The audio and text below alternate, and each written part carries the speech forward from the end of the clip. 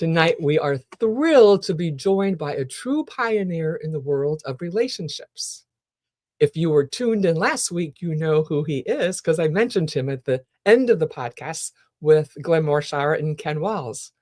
He is none other than John Gray, the mastermind behind the iconic book, Men Are From Mars, Women Are From Venus, which I think you should have copies in your house everywhere. I first met John at Ramby's house in LA for a Napoleon Hill mastermind that we did. That was July 9th and 10th, 2022.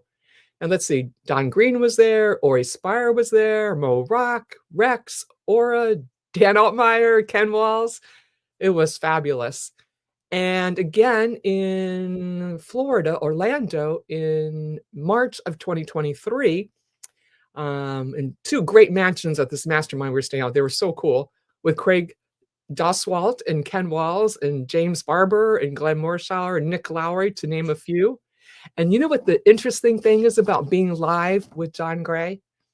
At the end of his talks, at the end of the mastermind, you know when people are leaving and drifting? Well, there is everyone huddled around Dr. John Gray, and he is like holding court.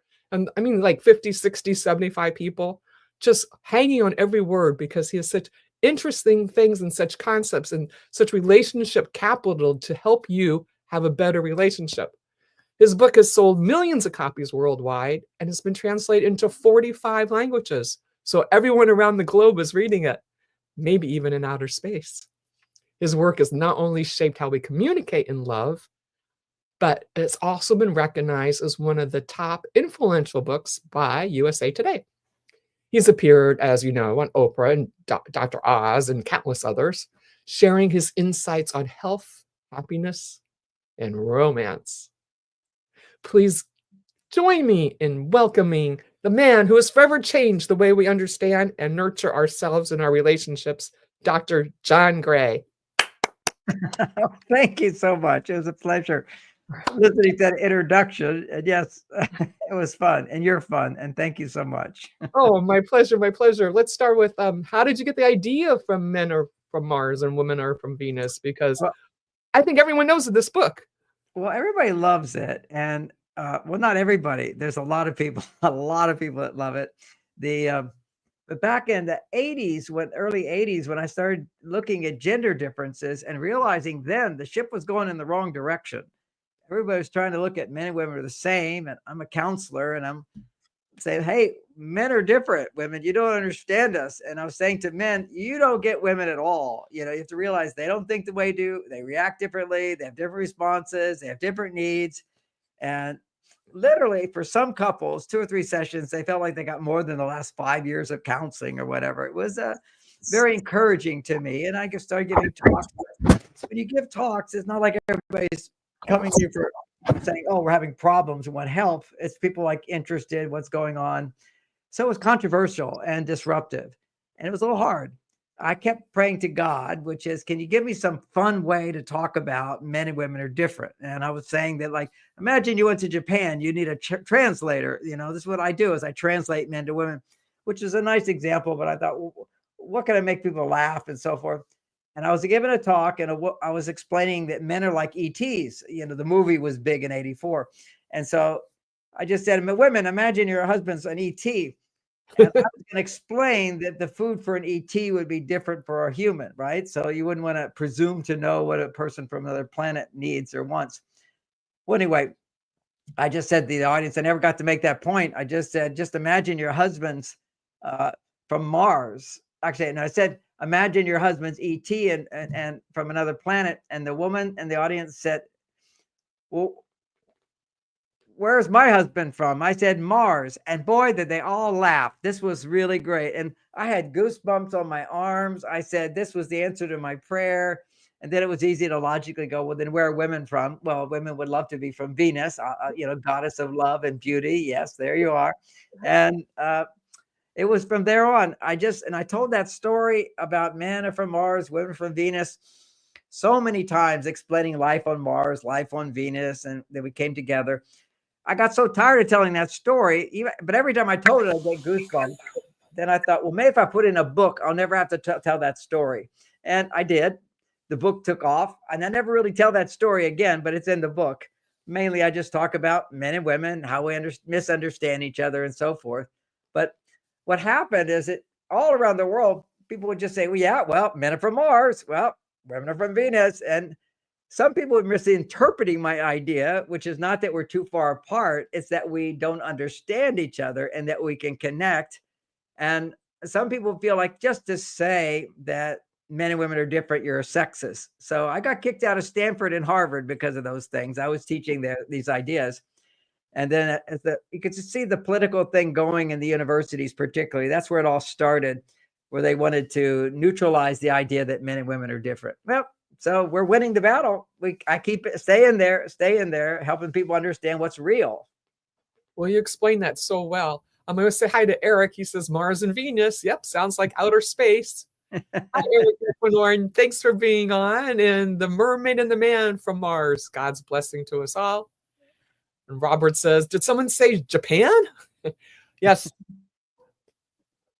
And hi, Dr. John Gray and Eric. And yes, Dr. John Gray does a lot of talks all over the globe, and Japan was one of the places he goes to quite frequently and gives big speeches or little speeches for lots of money.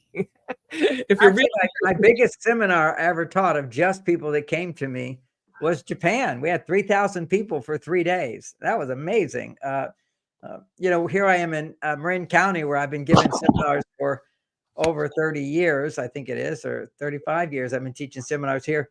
So when I teach a seminar here, I'm lucky to get 30 people, but still that's a nice seminar. Okay. For 3 days, if it's 3 days. And I used to be a little depressed about that. And my agent said, I think everybody's taking your seminar, is going to take your everybody's read your book. No, there's more. There's a whole new generation.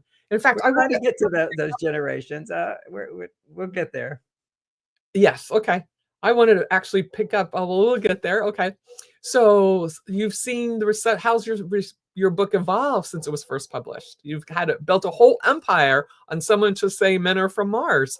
This has been your lifeblood. This is definitely you find out you're an apple tree, you stay with your apples, and relationships and understanding everything through the filter. What I do is look at any problem and look at it through the filter of the male and female side. So I look at health, I look at parenting, I look at dating, I look at marriage, I look at sex, and all my different books, because so many books are written and they have good information, but I really feel they miss out if they don't acknowledge that how men and women are different. You can't just imagine you went to a doctor who didn't know the difference between men and women. It would be crazy.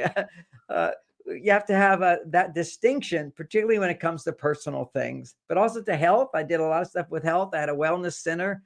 I had a crisis after 10 years of being #1 best author, got early stage Parkinson's. And, my sister died of Alzheimer's when she was 60 years old. I've got Parkinson's in the family. You get some of these things a bit genetic, but I fixed it. I'm a researcher. I think outside the box. There's a lot of holistic answers to things, as people are finding out. And what I wanted to do after, I went to some of my friends who are authors of holistic books and got the ideas on how to heal my brain. Then I wanted to learn more. So I created a wellness center. I invited all the experts in alternative medicine to come give talks and hear my talks to make sure my talks were good. It was a great time in my life. I did that for 8 years. That was good. And now I come back to relationships, written a few books on wellness too. I have a friend who has Parkinson's. You said you had it? I have it. If I was to come back, if I'm stressed and I'm not getting enough sleep, or if I'm not getting enough sleep and I'm working on a deadline or traveling a lot, it comes back a little, which is first stage of it for me is when I focus, my head automatically starts shaking back and forth.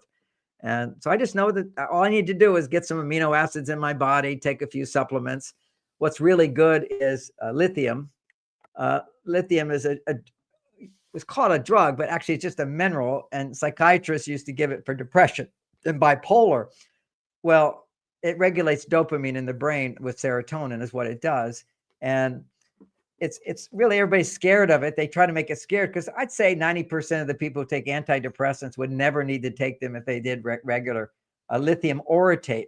Lithium is a mineral, but it has to get into the brain to work. And when you eat sugar, carbohydrates, or when you're really happy, you run out of lithium. When you're really down, you run out of lithium because it regulates our happy ups and downs. It regulates that. So if you have a big high, lithium goes out of your body. If you have a big low, lithium goes out of your body, and you have to replenish it. Otherwise, you get stuck either too high or too low, addiction or feeling depressed. It's a powerful, it's over the counter. It's illegal in all countries to sell. You can use it. It's not a negative substance, but they won't sell it. And the reason I tried to get it into Whole Foods, I formulated it with a bunch of other really good things and tried to get in Whole Foods. I know the guy who started Whole Foods, he was in my men's group. And he said, look, I tried to get it in there for you. They say, oh, we don't carry lithium orotate because people know it will make them feel really good. And then they think, they'll say, well, if it makes me feel good, what if I take more? I'll feel even better.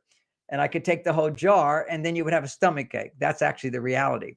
But where this comes from is when psychiatrists use this, they use an inferior form of lithium. It doesn't cross the blood-brain barrier. And if it doesn't get in the blood-brain barrier, you have to give someone 500 times the dose of lithium. Imagine getting it's a salt. Imagine getting 500 times the dose of salt. Well, you'd have big problems. So there's side effects. So they make a big deal out of it. And they say, oh, if you take lithium carbonate, that's what the doctors would give. You have to be tested all the time to make sure it's not too much in your body. You could have 5 bottles, or maybe at least a whole bottle of what I recommend, other holistic doctors recommend, and you couldn't even find it in your bloodstream. So it's, again, modern medicine. They want to mislead you. Another big one, I have to say, which is also for Parkinson's and adult dementia and Alzheimer's. And dementia is a big thing in my family, so I'm concerned about it. I'm 73 years old. Occasionally I forget nouns. Like people's names and things, but I think I've been doing that my whole life. So it's not really dementia. Doing great. Yeah, I'm doing great. And, but another one that people should know, these are just simple things. Lithium orotate is so inexpensive. The best one is at my website that I think is the best. Then there's the, cause it has other cofactors. His website, please. Excuse me, John, didn't mean to. Oh yeah. MarsVenus.com. It's on the top of the page and it takes you to another page, and on Amazon where you got like 5 pages of descriptions of why it's so good, everything that's in it. But I used to have 40 products, but I just decided to figure the one that nobody will take. No, because if you ask your doctor, they, oh, you can't do lithium. Oh, because they don't know anything about lithium orotate. They're not educated in lithium orotate, and you can buy it in America over the counter, but not in health food stores because they say, oh, you take too much because it makes you happy. It's not a drug, and you won't even notice any difference if you're a person who has no ups and downs. It's when people have the ups and downs, you notice a big difference within days. If you don't have the ups and downs, it's still good because lithium, if you put it in a petri dish with brain cells, they start multiplying. There's nothing else that does that. Actually, I want my brain to get bigger. So yeah, me too. Yeah. Anyway, so the other big one is nicotine. Now, nicotine is a lot of research on nicotine to stop dementia, Alzheimer's, Parkinson's. It's so powerful. And also to strengthen your immune system. When the COVID thing happened, all these people went to the hospital. If you're a smoker, it was rare, almost impossible for a smoker to go into the hospital because the nicotine protected them. Now, we all have, again, everything is really good. They want to put a bad spin on it. So nobody takes it and sees the power to stay healthy. But people can do YouTube searches on nicotine for brain function, and you'll see it's all there. So I put a little 7 milligram patch of nicotine on my belly. I do it for like 3 weeks, stop, and then occasionally then put it back on. Some people do it every day if they really have serious condition. Very powerful. Wow. Yeah, so people should learn about it. These are the things you just don't hear about. Exactly. In fact, Jake Hobson says, interesting. And hi, Kevin. And yes, Jake, you need to read this book. Dr. John Gray is amazing. And go to Amazon. He's got the whole list of books all across there. You will not believe he's got like, what, 30 of them now or 31? 28 books probably. If we go to other languages, then there's a lot more. But I've written 28. I'm going to write a bunch this year. I've got a bunch coming up. I've dedicated a lot of time. I just feel so happy when I'm writing a book because I know it's going to help people. It's an answer to people's questions. But I talk about this health stuff. That's the book I really promote a lot, where, my major expertise, although I do have other expertises, is relationships and managing stress effectively through our relationships, and understanding one of the most important aspects of being in love, having attraction, having romance, living a long life, having energy and motivation, positive mood. One is the physiological side of it, for sure. There's no question that's important. But more important, or just as important in my mind, is how we have relationships. What goes on as women get older, their hormones go out of balance. As they get older, their hormones go out of balance. And what it looks like for men is that their testosterone levels go down. And testosterone for men is so important for libido, for motivation, for optimistic mood, for energy. Everything good about male behavior only occurs when his testosterone levels are rising. This is like, it's an amazing thing. And, there's so many ahas in this book beyond Mars and Venus, because in that book, I'm explaining that there's the basic ideas of men are from Mars are great for so many people. But over the last 25 years, the world has changed. Women have become more masculine, more independent, more competent, more capable in dealing in the world. So they need men less. And one of the major testosterone stimulators is men feeling needed. Men have to feel needed. One of the ways a man feels needed is he goes to work. Well, it turns out that when a man stops going to work and he retires, the insurance companies will say he's probably got 3 years before he has a heart attack and dies. It's the number one cause of heart attacks is stress. Now, ironically, they say it's cholesterol, which is nonsense. Half the people with cholesterol, half the people who die with heart attacks or cholesterol levels are either really high or really low. That means there's no scientific determination. There is a truth that in some cases, cholesterol is associated with it, but it's not cholesterol itself. Our brain is 80% cholesterol. We need cholesterol. But what the problem is when they isolate cholesterol, there's certain kind of cholesterol, and it's not the two different kinds. It's what's called oxidative stress. So when you have stress, it oxidizes your cholesterol, and that's not good.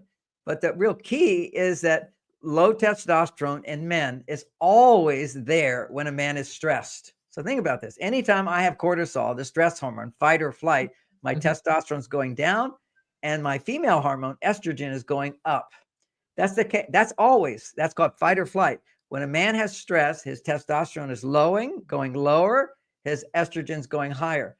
And so many people think that, when men are being angry and aggressive, it's testosterone. No, it's testosterone is going down. It's the opposite. So many stuff is the opposite world. We live in the opposite world. Whenever there's dysfunction, we're thinking the wrong thing.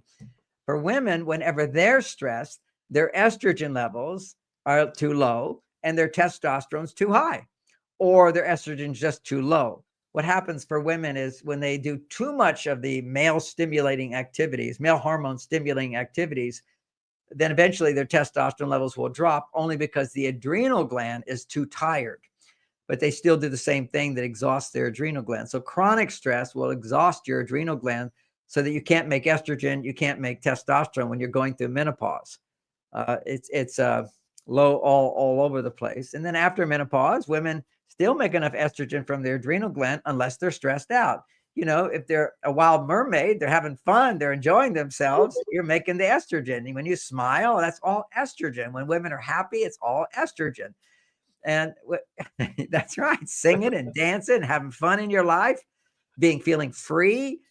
This is big stuff. And I think for the upcoming 20 years that we're just facing right now, the big change has just happened. The whole world is shifting big time. We see it everywhere. Yeah. And it happened in November, right when the election was going on. A major planetary influence is Pluto. Pluto is slow moving. If you understand astrology, my mother was an astrologer. And if you understand astrology, you have these planets and everybody's unique and different and it affects us. But Pluto amplifies it, like sits on top of you, and whatever your blocks are, they become more intensified. Your challenges in life, your suffering in life.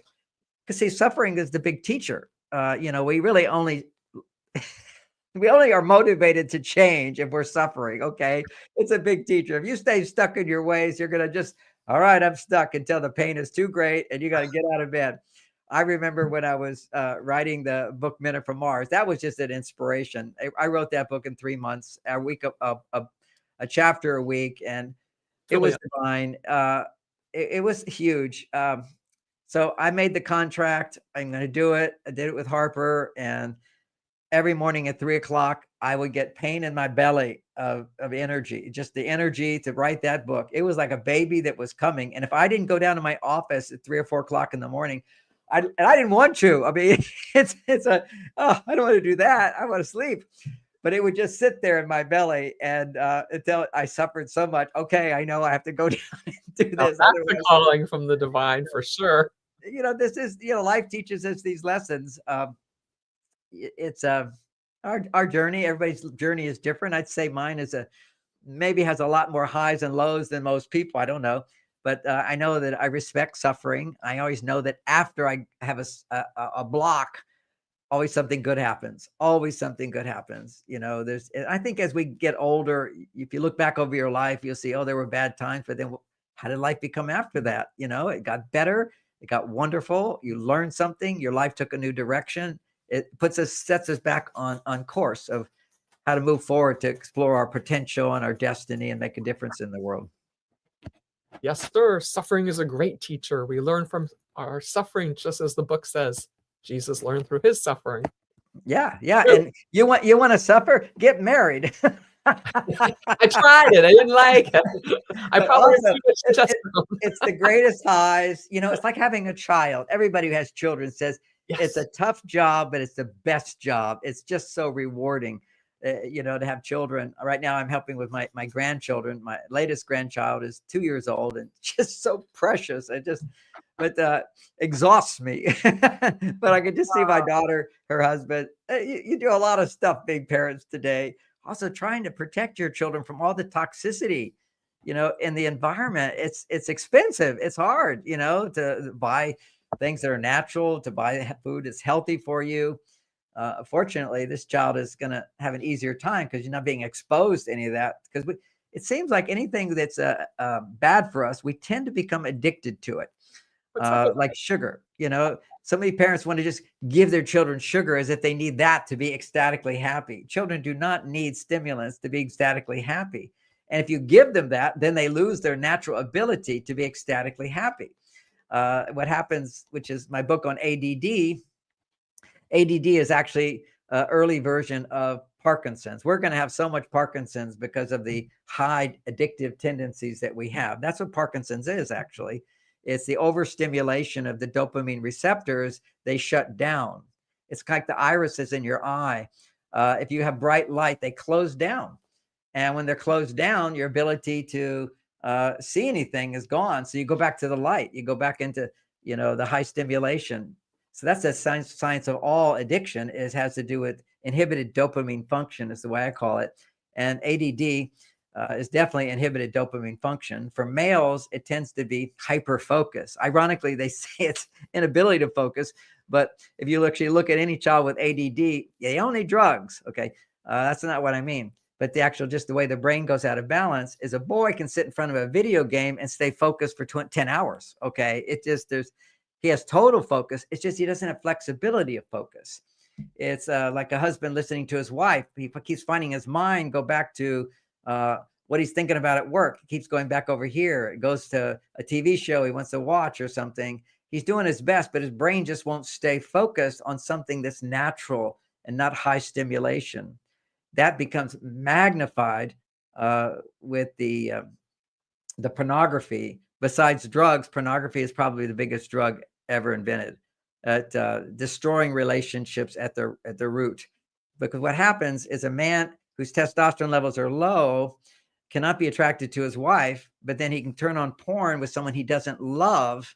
If he doesn't love the person, his testosterone levels shoot up. It's sort of paradoxical. Would you like to understand why? Is that confusing to you? Oh, no, 'cause I read the book. But a lot of women go, "What? How can he be doing porn? Aren't I enough for him?" Yes, he loves you. And ironically, the more a man loves a woman, this is statistics, on average in our country, his testosterone is the lowest for his age group. If you look at the statistics in America, it's just downhill for men. It's 2%, 1% to 2% every year, right from 25. It's just going down, down, down. Guys, don't listen to this. You can fix it. And you can fix it. Absolutely. I'm 73 years old. My testosterone's 50% higher than when I was a young man. And I've got incredible libido and energy and motivation because I know how to protect my testosterone. Most men just don't know. And so, my book, Beyond Mars and Venus, I explain that the world has changed. And in this world, women not needing men is a major strike against men's testosterone. It's also, it's also, uh, atrazine and the pesticides that are in our food and the plastics. They're all. You want to pop book there, Eric? Is that your? We're hearing a little noise here. Is that me or is that you? Not sure, but we're going to just continue on and put up the book. Yeah, And, that's good. So, and then we're also going to put up the book, Children Are From Heaven, because oh, I'm a that's new great. grandmother. As a matter of fact, tomorrow I'm leaving to go visit my brand new granddaughter. Oh, isn't it great? Isn't it great? And I believe children are from heaven, and she looks like a little angel. And how can I be the best grandmother ever? How do I start off my relationship perfect? Well, you want to give your daughter or daughter-in-law, whichever it is, you want to give her my book, but you also want to give her something for infants, which is not my book, which is good or better than my book. It's perfectly harmonious with my book. It was another person wrote it. It's called Hunt, Gather, Parent, and she would be an amazing guest as well. It's pure genius. Hunt, It's a gather, total hunt, gather, parent. parent. Okay. And any woman should read that and think about her husband as well, because Okay, makes sense to me. well, you Although see, I want them to come to me, I'm not hunting them down. so anyway, exactly. You don't pursue men, you let them pursue you. And when a man pursues a woman to make her happy, he bonds with her. When women pursue men for a relationship, men don't bond. We just sort of sit back and go, "What else you got for me? I'll take that." And we like being nurtured and taken care of by whatever, but we don't bond with you. What bonds with you is when we provide something of meaning to you. And now, let's say I have a good job, I make money. My wife has a good job, she makes money. There's not much bonding that takes place because she doesn't really need my money. She can do it herself. Mhm, This is a concept of 80 years ago. Maslow, Dr. Maslow, Abraham Maslow, mhm, he talked about the hierarchy of needs. mhm. And when your survival needs, your security needs are met, literally another need emerges. And that need is for emotional fulfillment. Now, the way that shows up for women is they don't need men so much except for emotional fulfillment. That's why you see for many, many years, there was a shift of women's complaints about men in the beginning of the 80s. In the 80s, it was, "You don't bring me flowers anymore. You're not romantic anymore." My mother never complained that my dad wasn't romantic. No woman on the planet ever complained after a few years that your husband isn't romantic. It wasn't a big deal. But it turns out that when women are independent, romance raises their estrogen. And because women need to make 10 times more estrogen to lower their stress levels. So romance is a powerful stimulator of estrogen to find this hormonal balance that women are always striving to achieve. They always talk about, work home balance. Well, the first stage of it is if you anticipate romance in your life, when you're at work building up the testosterone, whatever, you're neglecting your female side, your female hormones. Just anticipating romance will raise your estrogen. But no, men don't know how to do that. Okay. And sustain it. Men just don't understand how romance could be that important because we don't need that much estrogen. It's not good for us to have that much estrogen. We need testosterone, which is providing for a woman for what she needs. And men just don't know how important romance is and how easy it is. See, I break it down into little chunks. It doesn't mean you have to take her on some amazing date and do that a couple of times a year. That's great. Women need lots of little things to raise their estrogen. That's a concept that was also in Men Are From Mars that men just don't understand. So just take this for a moment. In a man's mind, bigger is better. you give a diamond ring to a woman or take her somewhere special. Oh, she glows and whatever. So in our mind and in the world, bigger is better as well. I've written all these books. I make a lot of money. Bigger is better. That's all great. So that's the male side of it. Bigger is better. Well, the female side of it is lots of little is very, very important hormonally. And again, as women are more on their independent side, they need extra help now, other than my mother needed to be on the feminine side. What a woman needed traditionally to be on her female side was a husband who had a good job, a husband who didn't get angry about stuff, a husband who had some manners. That was pretty much it. It was I won't say it's a simple job, because making enough money to support a family is almost impossible for some people today. The world was a different place. So how can I, get a rise out of my wife, so to speak, a response, a smile? There's not all women are mermaids, This is I'm trying to birth them. That's right. We have to learn this stuff. So we're in a new era of recognizing the skills for providing emotional support, gender specific, because particularly for emotional support, just like with physical support a long time ago, women needed strong men. Okay. The protection they need it today, but not as much. You've got policemen, you got armies, you got stock markets, you got your businesses, and women are really good in business. Okay. So they're making lots of money. So women are on the outside. That means they need men less. If you don't need me, then I don't get a big burst of testosterone. Testosterone goes up when somebody needs you and you're taking care of them. You're solving problems for them. You're fixing things. You're overcoming challenges for other people. This is all about testosterone. So for women, how do they come back to their female side becomes the big challenge. And that's what Beyond Mars and Venus is about. What they can do for themselves, which is a lot what you do for yourself. They're learning so much from you, but it's also how she can use a man to do for her as well. And so I talk about that gender relationship, how as I raise her estrogen, it automatically raises my testosterone. And if she responds to me in a way that raises my testosterone, it raises her estrogen. And we don't have to test this out, just go by your feeling. But we actually have, both men and women, these little noses inside of our nose, little flaps, and their own function is to smell pheromones that get produced when a woman's estrogen goes up. That's a big part of why, if you get an 18-year-old girl in a bikini bathing suit walking through a restaurant, which used to happen, we go to Hawaii, you watch the room, all the men just go into a timeless state, just looking. Now, what she's doing is knowing she looks beautiful, which is another thing that raises your estrogen, is look how good I look. People are looking at me. People are looking at me and I look good. Then estrogen goes up even higher. Then people look at you even more.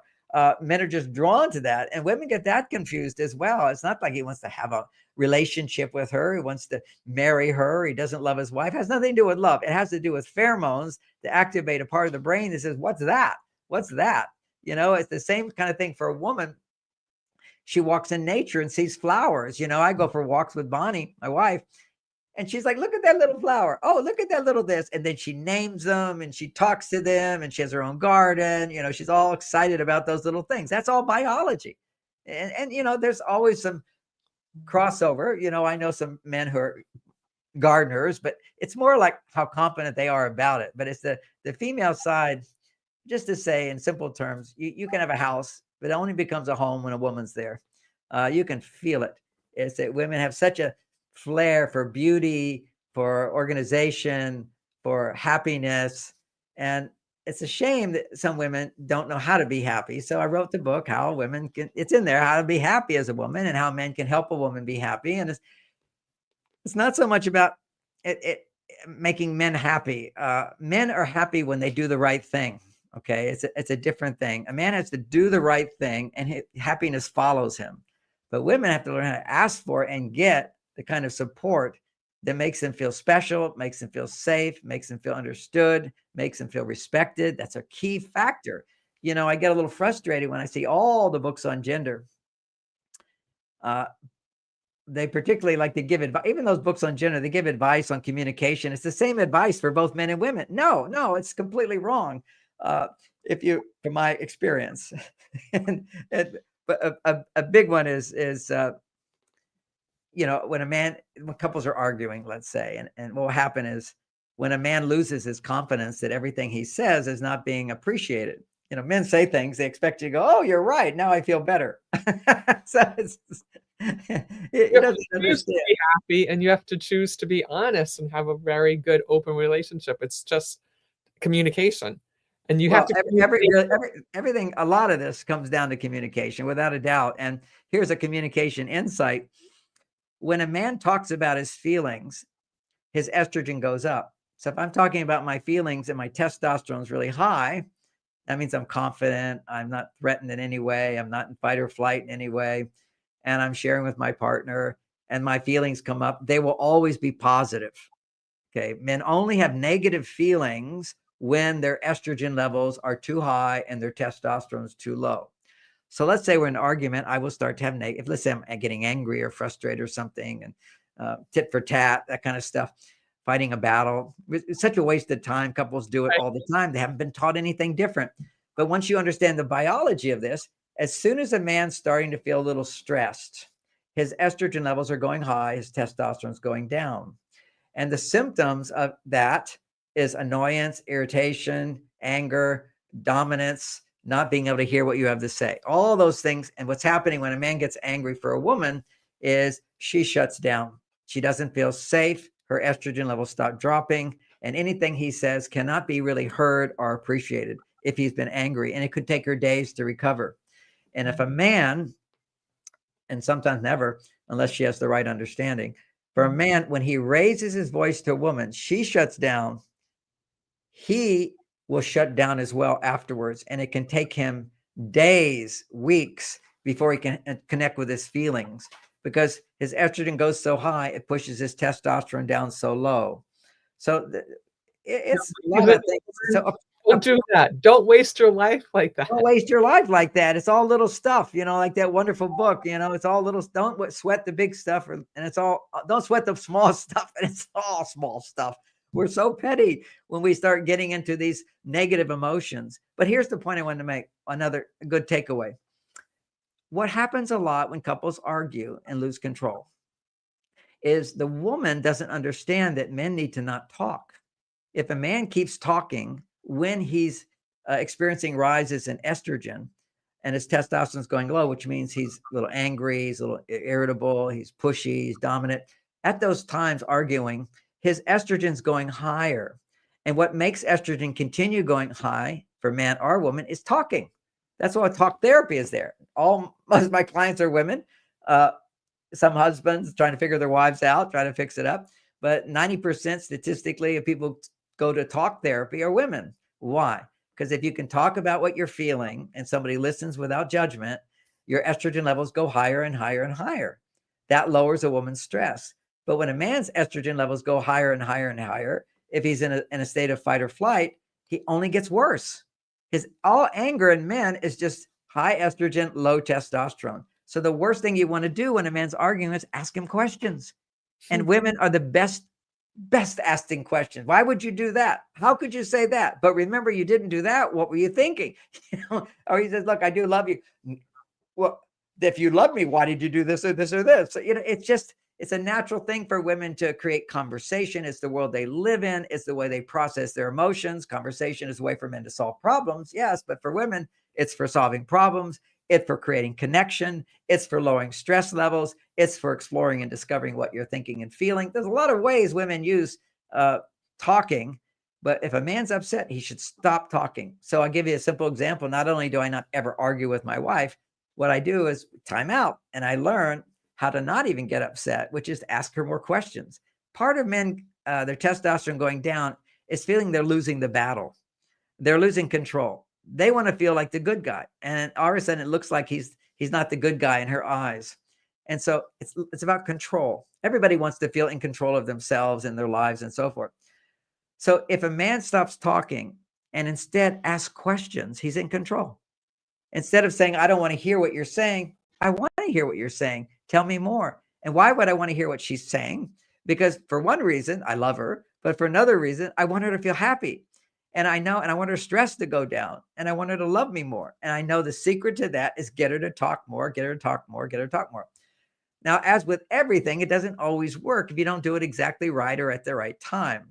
It's very hard if if your emotions and feelings that you're upset about, if you're a woman, are blaming him. If you blame him, he'll become defensive. If you use negative emotions to change anybody, if I use negative emotions to change my wife, what happens is you get stuck in your negative emotions unless that person changes. So never share negative emotions with the intent to use them to change somebody, make them feel guilty, threaten them, scare them, hurt their feelings, make them feel uneasy, whatever it might be. You're sharing to have an effect, even to get them motivated and change their behavior. Quite often, women sometimes create a upset just to get aliveness out of him. Well, there's other ways to do that. But what we want to look at here is uh, for us to constructively learn to express our feelings. So if a woman has negative emotions, they're going to be perceived as judgment and blame and disapproval and criticism. If that's how he's going to perceive it, he'll just push back. It's a universal law that if you push to change the world, push at the world, it will push back. That's why it's so hard to create change. It's just the way the world is. You have to be in flow, and you have to be In working a on certain yourself. state, absolutely. Yeah. If you want to go and you're marching in a march to change the world, that's okay as long as you're singing songs and having a good time doing it. But if you're angry, nothing's going to change. It's going to go the other way. If you're demanding, if you're selfish, if you're looking at your own side, not somebody else's side, people just push back. So the solution to this, because women need to talk about feelings to balance out being in their male side all day, talking about feelings as a powerful estrogen producer. So you learn how to talk about your feelings to somebody you're not blaming, And you do that and you practice doing that and you get good at it. And then your life is less stressful. Then you can start sharing with your partner things and you're not making a big deal out of things, but you can do it more gently and more softly, as opposed to, you hurt me. I can't believe you did that. That is such the man who wants to be your rescuer. And then you say, oh, you hurt me. And it's almost standard psychology 101. I feel hurt when. Just like, I do not want to hear, did I hurt you? And yes, we do have our feelings get hurt by things, but people today are just so sensitive because they have no sense of self. And then you decide you're another sex. You really have no sense of self. The most real thing there is your biology, is who you are right now. And, one of the things at least I promote at the beginning of the year, because it's January, everybody wants self-growth, and, people go to the gym and 3 months later, they stop going, but they go to the gym and they eat good food and they give up sugar and all those kind of things. It's a transformational time. So it's a good time. But Thanks what so I much found for that, sharing this out. We appreciate you. say A that lot again. of good nuggets here. I said thank you to Jose for sharing this out. A lot of good nuggets for you guys and all you ladies. You know what? You start with looking in with yourself and thinking about, what did I do to make this situation happen? What's going on in my heart? And have a conversation and get down into the deepness of yourself and be a little more gentle, be a little kinder to each If you're other. going to look at your side of it, realize that you did everything out of love. You just didn't understand men. You didn't understand men. And then both sides need to work on this. Oh, So always. What I find in my work, my experience, is men if you use logic, and everything I say seems to be logical, and it's based in science even, men change real fast. And many women change real fast, of course, too.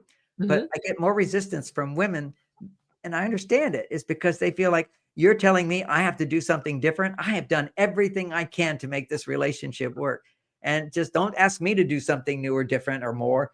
And I say, maybe too much. You didn't give them a chance. my message is do less, but please always be expanding your understanding of how you can do less and get more. If you're trying to earn a man's love, you'll lose a man's love. You let him earn your love, and you have ways to do that. So I have all these, tools and insights and beyond Mars and Venus that can help women do that. I'm actually working on a book right now, and chapter 4 is 12 mistakes that women unknowingly make to push men out of their lives. Women just don't understand it. It's we are a different species. We're from another planet. You're dealing with somebody, but we look the same. We're so similar, and there's so many qualities that are similar, but you think you're being loving and you're feeding him poison. He thinks he's being loving and he's feeding you poison. You could be upset and he says, hey, don't worry about it. It's not a big deal. Let it go. You're just punishing yourself by being mad at me. You ruined the whole evening. Now my life is ruined, all because of you. We could have had a wonderful time, but look at what you did. Men just destroy their relationship with stupid things to say. And when a man understands how stupid that is, why do you think a woman who's not feeling good would like you to point out to her that she's wrong? And do you want a woman to point out to you that what you're doing is wrong and there's a better way you to do it? And you haven't asked for that. You haven't asked for her suggestion, for her correction. It's hard because when you think, oh, it's so easy. I could help my partner. If they're not asking for that help, it's offensive. And if you don't know how to help, it can be taken the wrong way as well. Because nobody wakes up and says, how do I make my wife or my husband's life miserable today? Unless you're really angry. Sometimes that happens. But we just don't understand. It's the lack of knowledge of what you're dealing with because it's counterintuitive. It's like we are mirror reflections of each other. Here's a little example of that. Under moderate stress, this is moderate stress. That's like adrenaline. It's not cortisol. It's adrenaline. Now, adrenaline will eventually turn into cortisol if it's continued for a long time. So we see that women in the workplace have double the cortisol levels of men. And when they come home, they double again. This is a reality that's happening today. Women are way more stressed in terms of hormones. Ladies, you need to take a little time for yourself. Go get a foot massage, a manicure, a pedicure, a walk in the forest, a hike, a mountain, go to the ocean. That's right. That's right. And massage is a real key thing there. Non-sexual touch is a major oxytocin producer, which is a primary hormone for women to then feel safe. So even in a dangerous situation, if somebody's touching you in a non-sexual way for 30 minutes to an hour, your body will just tell you, I'm safe. And your anxieties go away, your fears go away, your ruminations go away. It's so, so important. Physical touch. Those other things you mentioned and more things in my book certainly work. But boy, that's a big one. Being in a yoga class or an exercise class with other women, as long as it's not too intense. If you're having intensity, then suddenly you're getting out of your female side. Female side of us is flow, easy, good, liking it. Male side of us is you do what's hard, you do what's difficult, you do what's challenging, and you don't complain. See, complaining is an estrogen producer. Just fix it. Yeah, just fix it. Yeah. No big deal. Minimize, whatever. Yeah. And, anyway, so questions? Oh, yeah. What's the most important thing couples can do to nurture that relationship? Okay, so I'm going to nurture my relationship by understanding little things make a difference. If I give her 50 roses, there's a surge of estrogen. I give her 2 roses, there's a surge of estrogen. Give her 5 roses, almost the same surge of estrogen. Even one. Even one. That's right. Just a little rose. Mm-hmm. And so the idea here that men don't comprehend is that for women, little things make a difference. He lives in a world of competition where big things, bigger and better, wins the game, makes you the star, and there's no question about it. If you do something big for your partner, you feel fantastic and she feels really good. But little things can also make her feel really good. And then when you actually start doing that consciously, you realize that you as a man also feel really good. So why is it so hard for men when a woman is not feeling happy? Let me explain this, which is a man does something really big and that makes her happy. So in his mind, I have to do something big to make her happy. So if she's not happy and he's doing his best and doing everything he can to do the big stuff, then he feels powerless to make her happy. Instead of knowing that you don't have to do the big stuff. Occasionally, what you have to do is a lot of the little stuff. So this big burden is on side of men and it exhausts them. Their energy levels drop. Just imagine you have a task to do and you can't do it. You feel powerless. Your testosterone levels crash. So much of the time when a woman's unhappy, which is maybe there's exceptions to this, but most women are kind of ups and downs. Some women bigger waves and downs, ups and downs, whatever. But at those down times, the man goes, oh, I'm already doing everything.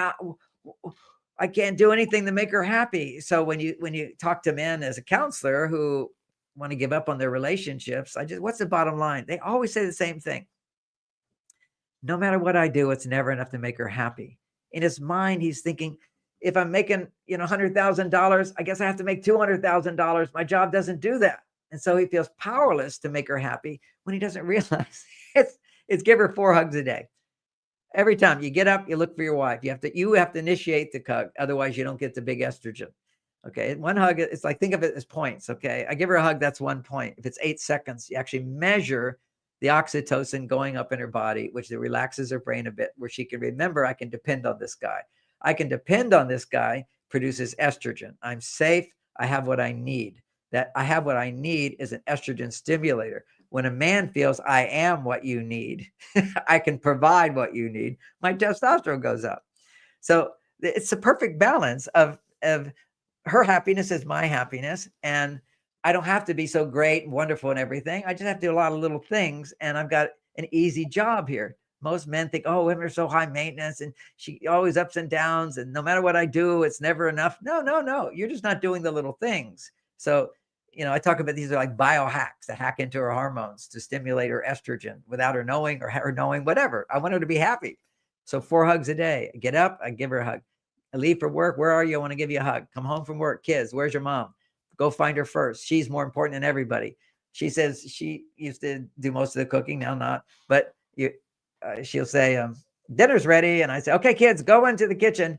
And I'd sit there on my computer. And what the kids get the idea there is mom's not important. So I realized once I started shifting and just making mom more important than the kids, then the kids made mom more important. It was amazing. They just copy you. A funny little story is I was having dinner with my granddaughter and my daughter and her husband. And I was sitting at the table and I just needed to sort of stretch in my chair and kind of put my leg up and just be casual like this. Without anybody saying anything. This little 2-year-old, she starts moving in her chair. She puts her leg up and starts doing it. She's copying you. They copy everything. This is how we become who we are. And this is like, if you're mad at your partner, your children are gonna have emotional problems. If you can't make peace, just forget. Your child is more important than you and your husband. You love them more. It's fantastic. So don't create unnecessary problems. Just keep having a way to come back to feeling good. And so that's about hormone balancing. If you balance your hormones through these activities that I recommend and different communication skills and what you've been talking about, Cindy, these are all things that for women will increase your estrogen. You will feel better. And then you have communication skills, no doubt. So hugs is a communication skill. I'm communicating my love, but it needs to be non-sexual. It needs to be 6 to 8 seconds. It's proven. The oxytocin response happens. Give a little squeeze, be done. So her body anticipates that. The actual growth increase of hormones occurs when you anticipate getting what you need, as opposed sometimes of actually getting what you need. You get it, but then even more is like, say, I'm not feeling a lot of energy, but I'm about to go give a seminar. They're going to pay me money. I'm going to be successful. I'm going to help a lot of people. Just knowing I'm going to go there and do that, I already feel like I'm doing it. Okay. It's just like my testosterone's off the chart. Because there's a goal and I know I can achieve it. So I have goals, a man with a plan, and I can accomplish it. I'm kind of like, I was mentioning this thing before, another reset that you can do on your body, which is if you want motivational change, if you want to feel that motivation and that spark and that excitement, because a lot of people are like losing their drive, their motivation. Yeah, folks, come on, get up in the morning. Take a nice walk. Have a good breakfast. Well, a lot of people aren't doing that. Thank you. Be grateful. Yeah, that's great. When you can do it, you got grateful, by the way, is a big estrogen producer. Okay. Moving the body, of course, is important for your testosterone, and exercise is very important, but a lot of people don't do it. So here's how to have the energy and the motivation in 4 weeks to change your life is most people in our country are overweight and lose 10 pounds. If you can lose 10 pounds in 4 weeks, you will feel so excited. You will feel so motivated. You will have so much energy. You will start realizing, I can do this. I can do this. I can do this. Because see, what holds us back is feeling we don't have control. And often we look in the mirror and we go, oh, I shouldn't, eat that. I shouldn't do that and whatever. And some people have even denied that they even care about their body. That's the body positivity thing. Look unhealthy, but it's okay. I love myself. That's nonsense. You need to love yourself because you're healthy. And I'm telling you, if you have 10 pounds over or 20 pounds over, lose 10 pounds in a month, you will be rocket high. So what I have at my website for that is a little thing. If you say contact us, I don't put it on the website. You have to contact us. It goes to a thing to put in your phone number or email, ideally your phone number. And my team, who've been doing this with me for 25 years, will help you, guide you for a 30-day program to lose 10 pounds. And it's peer-reviewed studies have proven in this program, you eat a ton more protein. Okay. It's like double what you've ever thought about. And what happens is you lose fat, 10 pounds of fat, and you build muscle mass. Okay. Without even exercise. Exercise is better, but you literally build muscle mass. And that's a big problem for all of us as we get older. I think from 35 already, every month we're losing muscle mass. You see these people who walk like this, is they don't have energy to hold themselves up. Their muscles aren't there anymore. They just hold you up and you feel really good. Well, that's because they lose their muscle mass. I have old folks home nearby me, and they're just like all bent over and no energy and going really slow. That's right. As one woman said, tits up. Yes, all those assets. It's confidence, just tits up. And it's a good thing. I For men. swear. Yeah, absolutely. So anyway, that was you want to shift, you want to create a shift, take a shift in your body. That's powerful. Take a shift in your behaviors. Try practicing a month of never complaining to your boyfriend or husband. No complaints come out of your mouth. Instead, feel your complaints, talk to somebody else about them. Just share the feelings of how not to be able to complain, how you can't change things, frustration, disappointment. Share with somebody else. That raises your estrogen. Don't depend on complaining to your husband to raise your estrogen. And Don't for complain men, to anybody. Just and figure for out fix it. Think and about for it. You start so many of them, you can go in and go, "Let me see, how was I involved in that? What could I have done better? Is this really a big deal, or can I just let it go?" Yeah, but that will come. I particularly for women can't do that like you can. You're more balanced. They need to first complain a bit. It's okay. Complaining, sharing positive or negative feelings doesn't matter. Oh, that's For good. women, it lowers their stress. It's just not a good, it won't lower your stress if you're sharing with your husband because he can't hear that. Now, from the man's point of view, for me, how I keep my testosterone levels up, one way, of course, I don't do porn. I don't have sex with myself. That's all nonsense. That just lowers your testosterone. Only sex with my wife. Monogamy is a real key thing.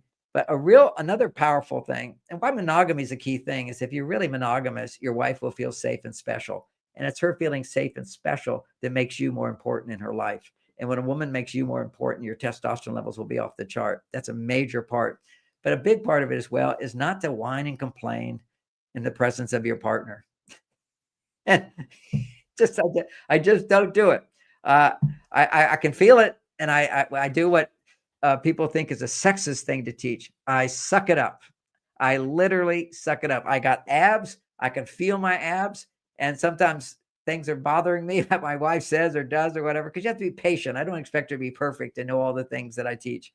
And so when she's like complaining at me or something, not all that time, but if she is, I consciously suck in my abs. You know why? Because literally the act of sucking in your abs produces testosterone. And if a man has plenty of testosterone, he can't be upset. He can't be upset. It's only when his testosterone is going down and his estrogen's going up. So it's amazing to have these little tools in order to do that. I have another thing let me see time wise. Well, we're pretty much finishing up, but I've got a lot of different hacks that go in my book and ways to what men can do to create romance, better communication, and help around the house can make a huge difference to help women come back to their female side. Because whenever women feel I have to do it all myself and they feel burdened by that, their estrogen levels will go down. Whenever men feel, oh, I can't make my wife happy, their testosterone levels will go down. But with this knowledge, I can make her happy. She's big. She has to learn to be happy too. I support her finding her happiness, but I can make her happier.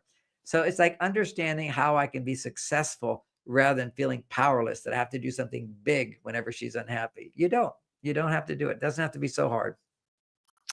How do you hope your work continues to influence relationships for future generations? Well, I hope it continues on. It's certainly done a good job so far. And I've got, I didn't want to share it. It sounds like I'm too optimistic, and I'm happy to be too optimistic. When you shoot for the stars, you'll get to the moon quite easily. I seem to need a lot.